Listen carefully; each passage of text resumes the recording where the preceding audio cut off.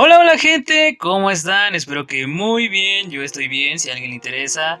Bienvenidos a un nuevo video aquí en el canal del Autor JS. Para esta ocasión les traigo el capítulo 8 y el epílogo del volumen 12 de la novela ligera de Arifureta.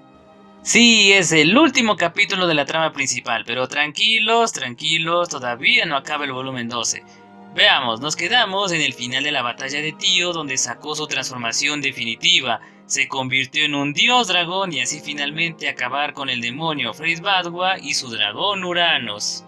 Ahora con Freyd bien muerto, veremos cómo continúa, o más bien cómo termina esto, pero antes veamos qué preguntaron en el video pasado.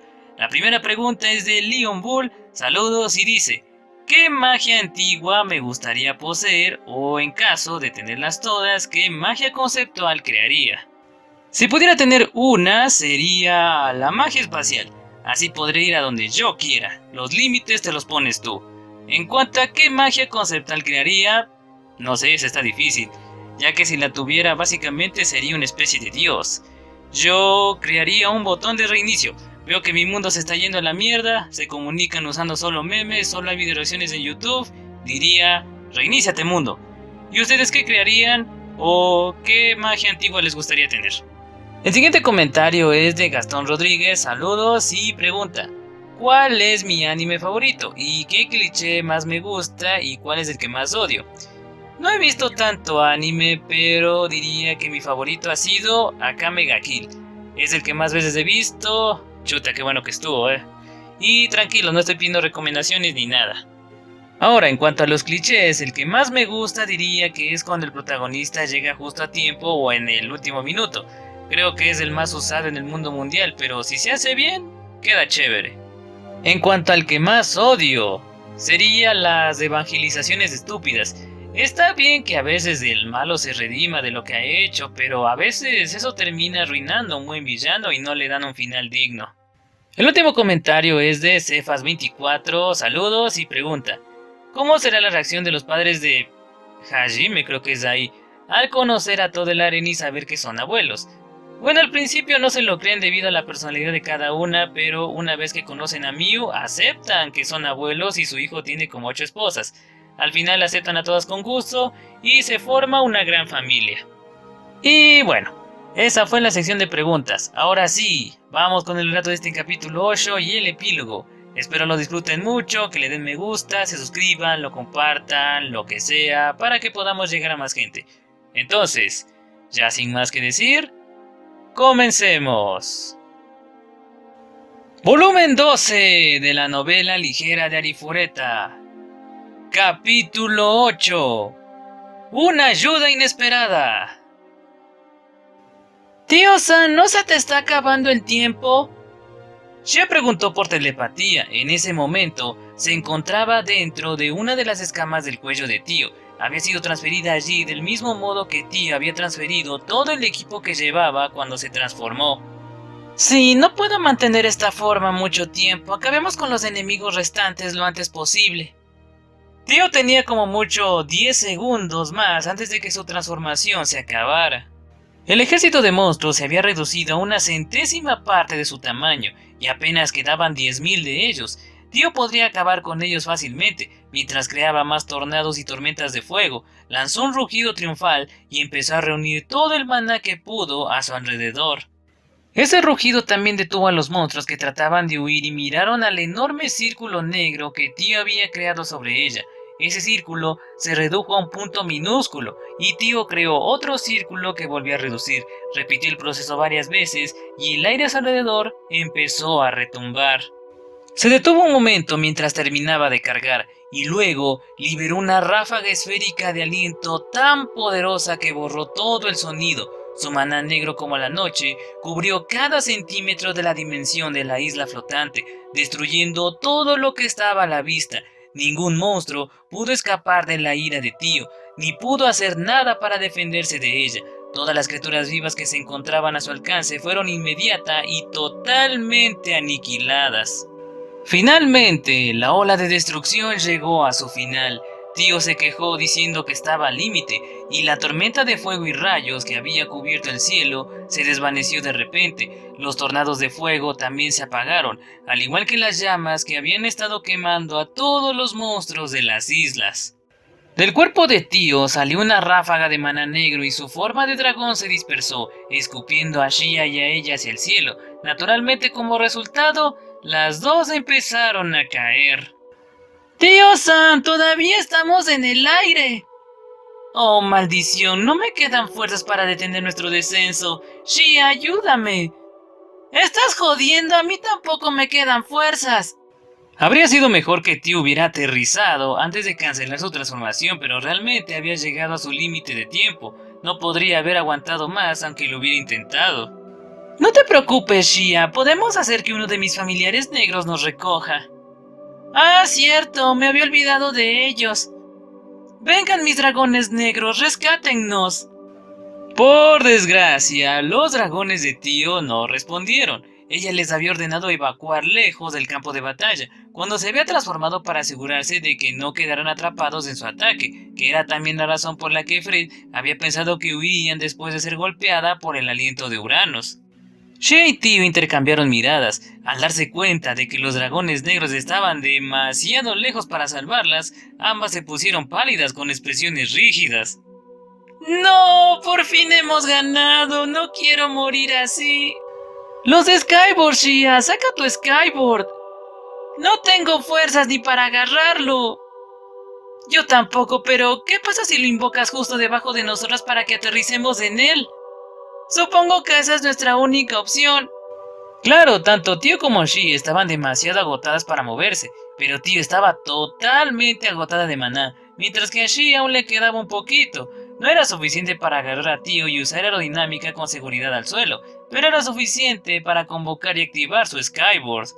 Sin embargo, resultaba difícil invocarla en el punto adecuado cuando caían a tal velocidad, con el viento azotándoles de un lado a otro. Shia llamó desesperadamente a su Skyward, pero como no le afectaba la resistencia del aire, se quedó allí en el cielo flotando, mientras las dos pasaban junto a ella. Las dos murmuraron al mismo tiempo: ¿es en serio? Hajime-san, Yoe-san, los quiero a los dos, nunca me olviden. No es el momento de despedirse, Shia, no te preocupes, estoy segura de que somos lo suficientemente fuertes para sobrevivir a la caída. Justo entonces, Shia y Tío escucharon un chillido agudo. Una figura blanca y peluda corrió hacia las dos, las agarró por los brazos y las suspendió en el aire con una sacudida. Aunque las dos sintieron que los brazos casi se les arrancaban de las órbitas, su caída se detuvo, afortunadamente a escasos 5 metros del suelo. El peludo conejo blanco les había salvado la vida. ¿Inaba? Tú eres Inaba, ¿verdad? ¿Has dicho Inaba? ¿Por qué está aquí? Al parecer, Inaba se había agarrado a los brazos de Shea y Tío con sus largas orejas de conejo y luego había utilizado aerodinámica para detener su descenso. Sin embargo, el peso de sus cuerpos casi le había arrancado las orejas al pobre Inaba, que temblaba de dolor mientras la sujetaba con lágrimas en los ojos. Sin embargo, las había salvado definitivamente. Inaba dio una patada en el aire y bajó poco a poco a Shea y Tío al suelo. Gracias, te debemos la vida, Inaba. Muchas gracias, Inaba, pero espera, ¿qué estás haciendo aquí? Inaba hizo sus chillidos como si dijera no te preocupes y luego empezó a acariciar sus orejas estiradas. En respuesta a la pregunta de Shia, se limitó a sentir con la cabeza en la distancia. Shia se giró para ver que Shizuku y los demás se dirigían en sus Skyboards. Acortaron la distancia rápidamente y se posaron en el suelo junto a Shia y Tío. Ustedes dos... no parece que estén muy bien. Sí, parece que han tenido una pelea bastante jodida. Sí, parecía que estaba viendo la batalla de los mundos. Gracias a Dios que Shizuku y los otros me trajeron de vuelta para poder ver esto. Me preocupé cuando Inaba-san salió corriendo de repente, pero ustedes dos no pueden moverse, ¿verdad? Esperen un segundo, las curaré. Suzu lanzó magia curativa sobre las dos, mientras Shizuku sacaba algunas pociones para que se las bebieran. Shia descansó en el regazo de Shizuku mientras Tío lo hizo en el de Suzu. Mientras tanto, Ryutaro y Koki miraban asombrados las islas en ruinas. Me alegro de que les haya ido bien. Parece que el idiota de ahí también ha reflexionado por fin sobre sus actos, Eso es bueno. Más o menos, dijo Shizuku con una sonrisa algo amarga, lo que provocó que Kouki desviara la mirada con incomodidad. Pero, ¿y qué pasó con la otra? No, olvídalo, estoy segura de que hiciste todo lo posible, Suzu. Tío acarició suavemente la mejilla de Suzu, independientemente de cómo hubieran resultado las cosas y de si la propia Suzu había aceptado o no el resultado. Tío sabía a ciencia cierta que debía haber hecho todo lo posible. Y como Tío lo sabía que no eran palabras de consuelo lo que Suzu buscaba, ya que eso solo sería un insulto a su determinación, de ahí que optara por elogiarla. A Suzu se le llenaron los ojos de lágrimas, pero rápidamente la secó y sonrió sin palabras a Tío, en una sonrisa muy madura, muy impresionante. Pero tengo que decir que fue un gran shock. Después de saltar por el portal que nos condujo hasta aquí, pensamos que nos habíamos metido accidentalmente en el fin del mundo.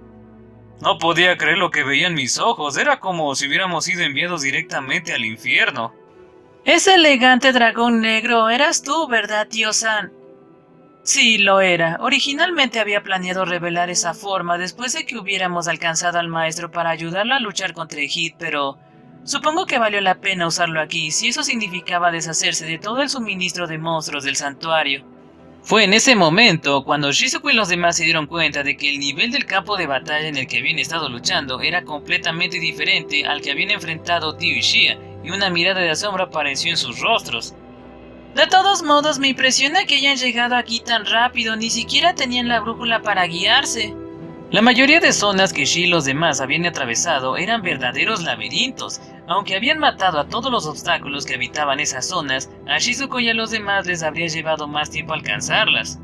En realidad, no había mucho espacio para perderse. Como la torre del reloj por la que ustedes pasaron fue destruida, perdimos algo de tiempo en encontrar otra ruina con un portal por el que pasar, pero una vez que lo hicimos nos trajo directamente aquí. ¿Tuvieron suerte? ¿O la composición de las dimensiones cambió después de que las atravesáramos?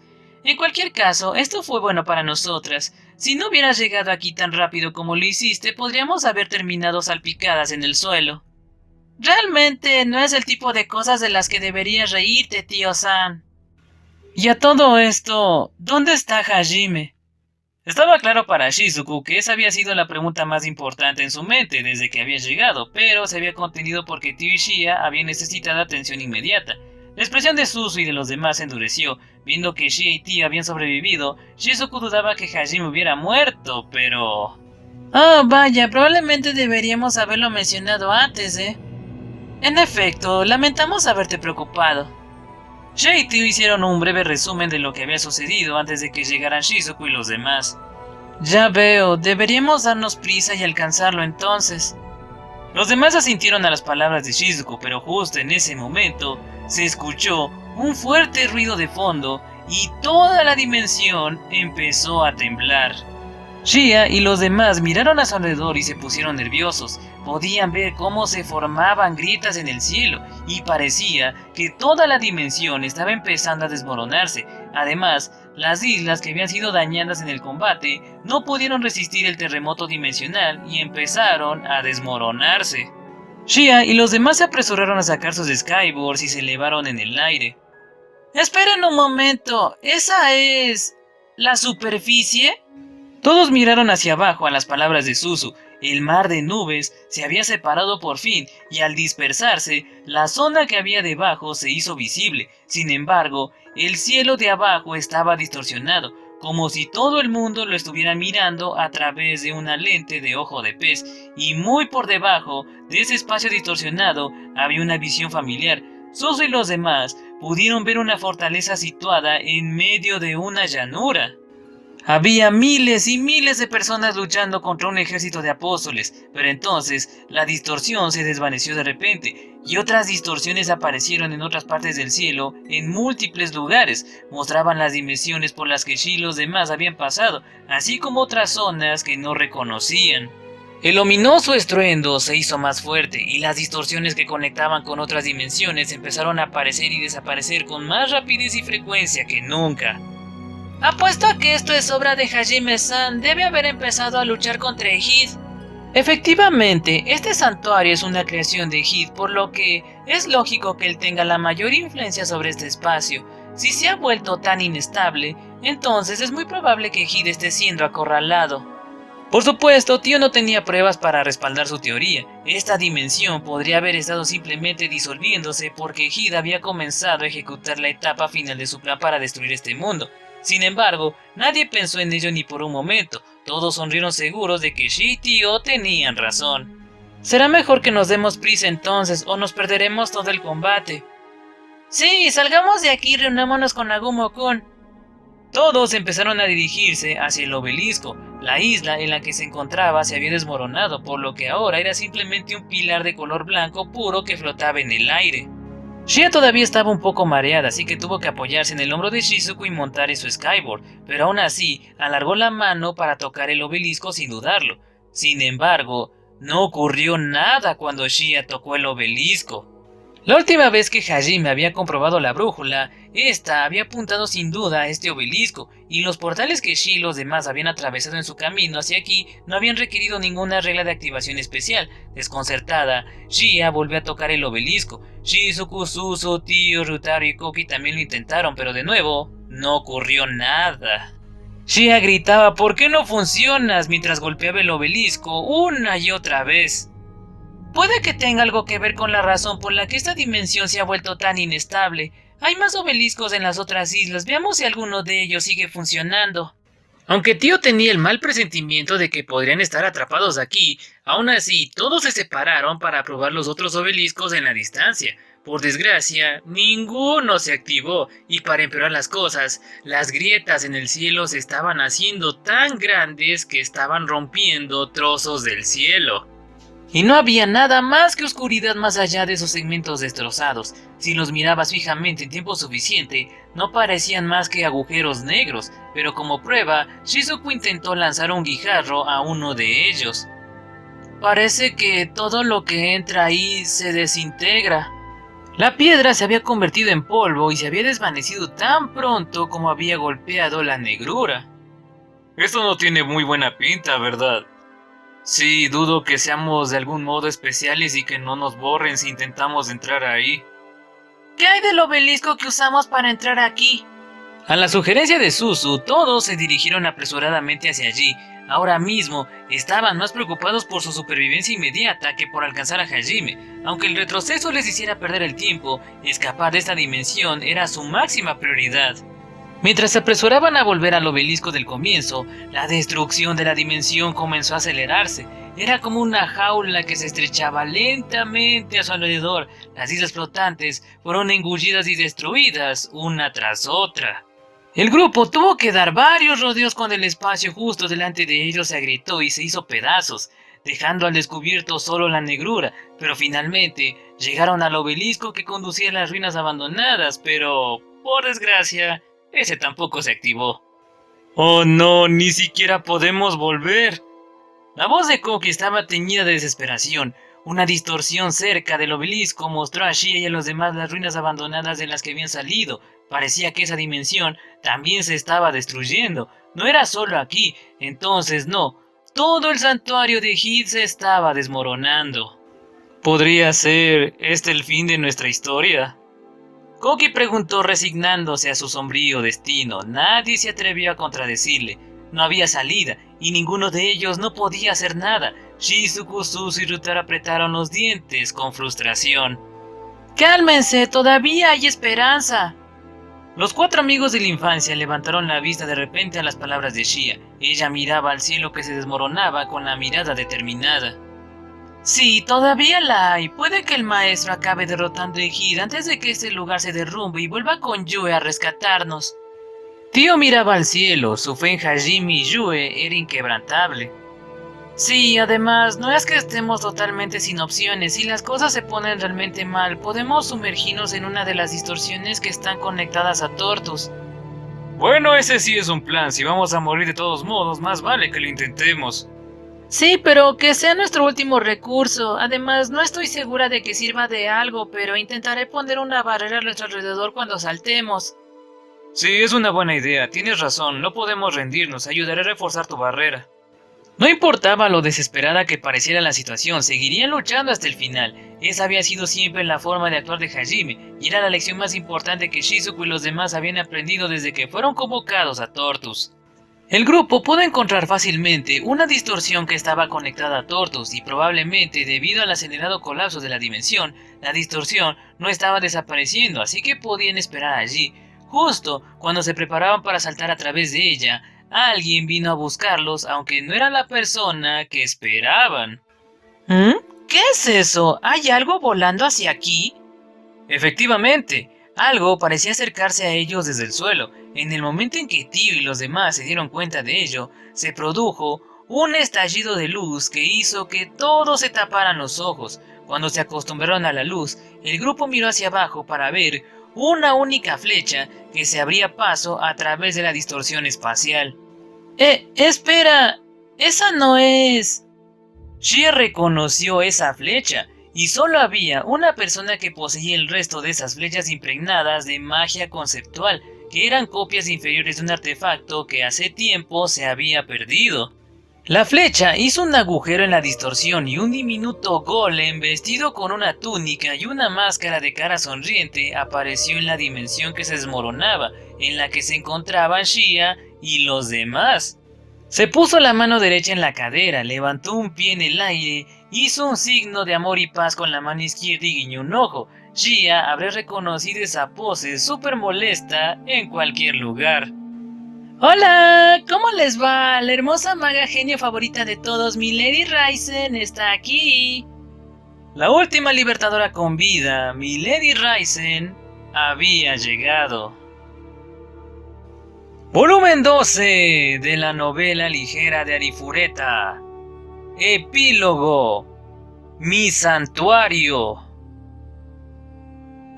Un solitario rayo de luz plateada atravesó un oscuro lugar vacío que recordaba al fondo del abismo.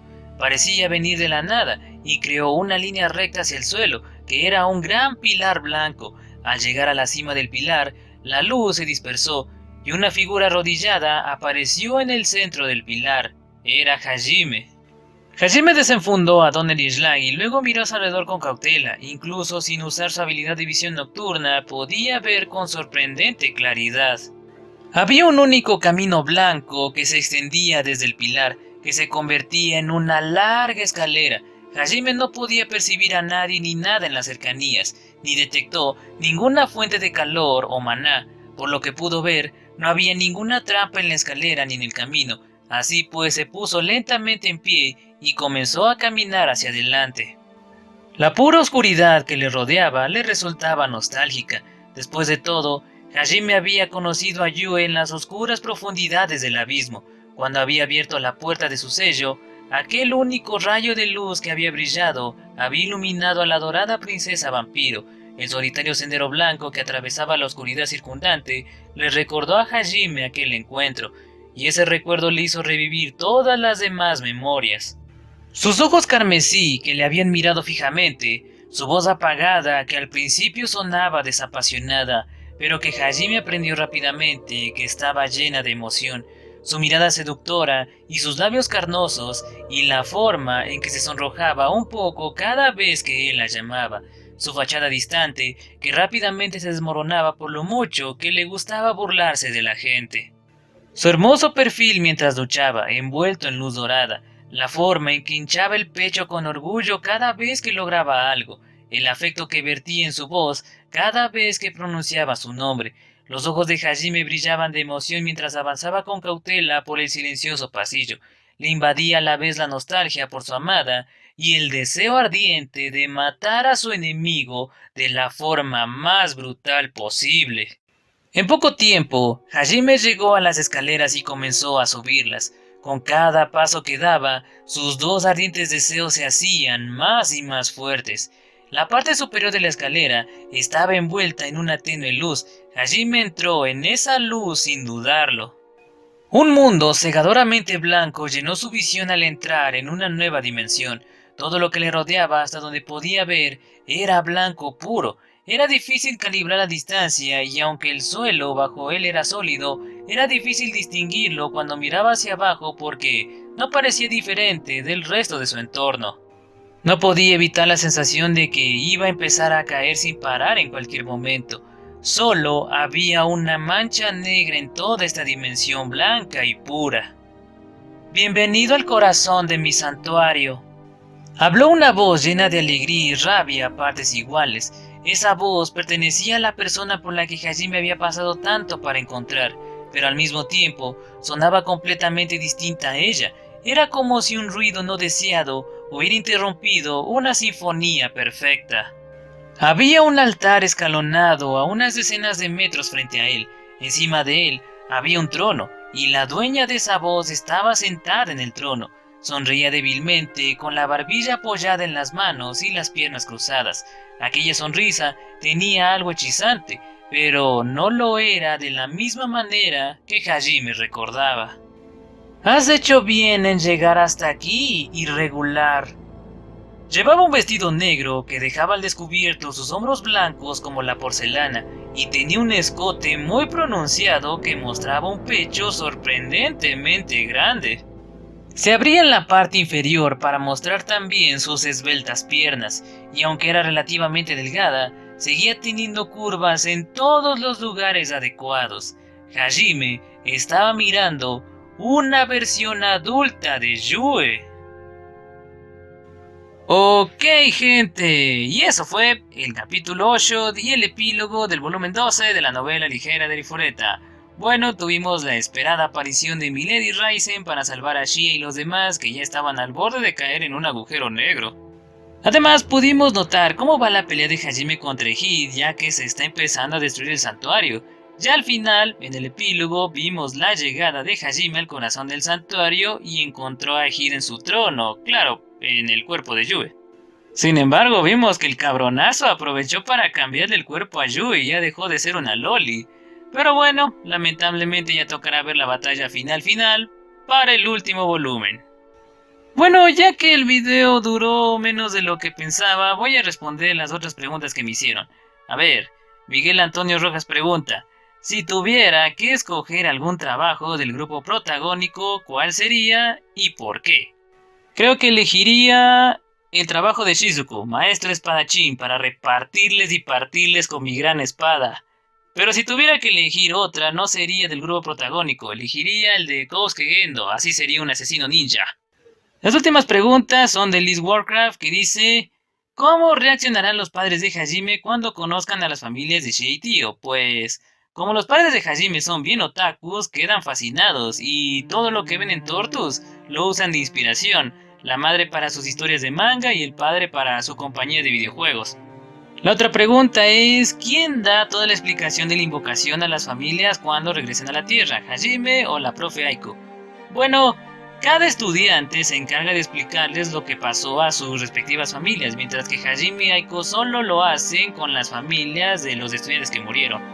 Claro que también se arma revuelo porque la desaparición de los estudiantes también salió en las noticias, pero Hajime se encarga de eso para que todos los que no sean los invocados y sus familias lo olviden. Bueno, con eso ahora sí terminamos. Ah, cierto, mandemos los saludos. Veamos, saludos para Eliet, Oliver Cayo, Javier Castañeda, BRM, Cobra Fénix, Isabel Ávila, Miedo en la Habitación, Alejo, Steven Hill, Máximo Fender y Yusaros. También saludos para los miembros del canal, Arthur, Nanashi y Pokémon. Muchas thank yous por todo el apoyo. Entonces, mi gente, para el próximo video iremos con el capítulo extra de este volumen 12. ¿Por qué no lo incluí si el video dura poco? Porque no. Eso fue todo por parte de la Torre JS. Nos vemos en el próximo video y sin más que decir, adiós.